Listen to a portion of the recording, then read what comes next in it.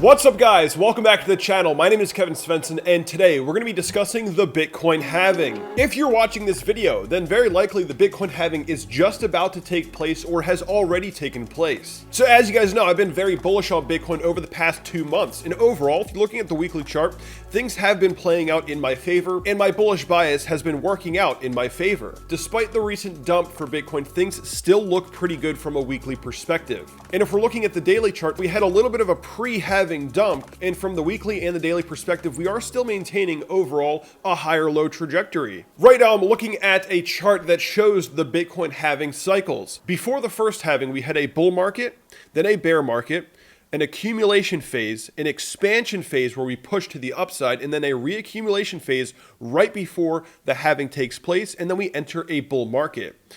We followed the same 3 steps right before the second halving as well. And now, guys, as we're coming up to the third halving, we've seen a bull market, we've seen a bear market, we saw an accumulation phase at the low 3000s, we got the expansion to 14K, and now we've been reaccumulating for many months now. The third halving is happening right now, and if Bitcoin does play out the standard halving cycle, we will very likely be entering a long-term bull market. For those of you that may not know, each halving event is reducing the block rewards that miners get for validating the Bitcoin blockchain. And what Satoshi Nakamoto intended was that by reducing the block rewards, this would make Bitcoin more scarce over time. Bitcoin's supply is going to inflate all the way up until it hits 21 million Bitcoins.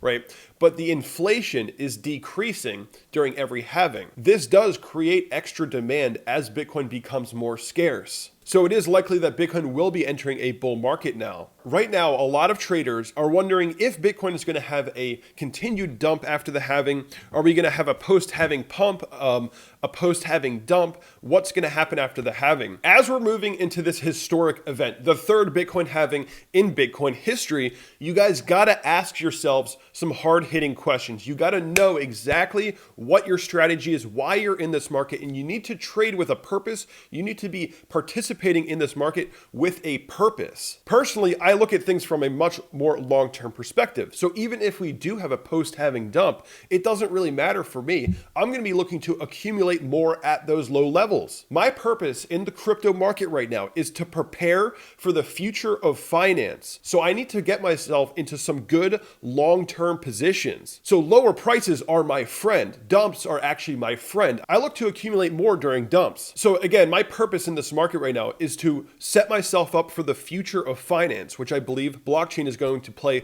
a huge role in the future of finance. And I can't set myself up for the future of finance by taking high risk leverage trades. That's not going to end very well. My approach to this market is long term, accumulating for the long term, position trading, getting yourself into good positions for long term macro trends. This is my strategy, getting myself positioned for macro trends. So again, I want to ask you guys, what is your approach to the market? How do you view the market?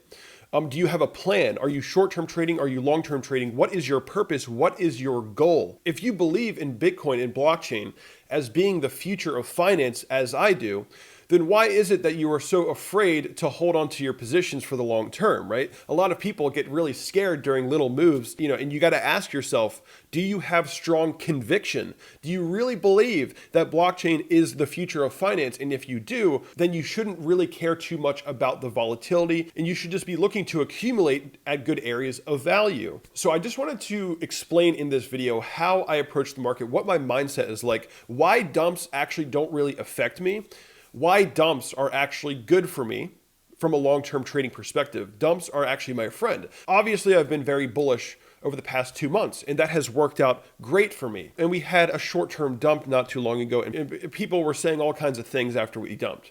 Guys, I was buying that dip, right? I'm buying these dips as we're moving to the halving. I'm taking advantage of every dip as we're moving into the halving. And again, my purpose is to set myself up for the future of finance. So this video was more so me discussing my mindset and my approach to the market. And I'm trying to get you guys to think a little bit more critically about what you're doing in this market. So that's gonna be it for this video. But before you go, definitely smash that like button. Subscribe if you haven't subscribed to the channel. And last but not least, guys, the CryptoWatch platform is the platform that I'm using to set myself up for the future of finance. I'm managing my portfolios on the CryptoWatch platform. I'll see you guys in the next video.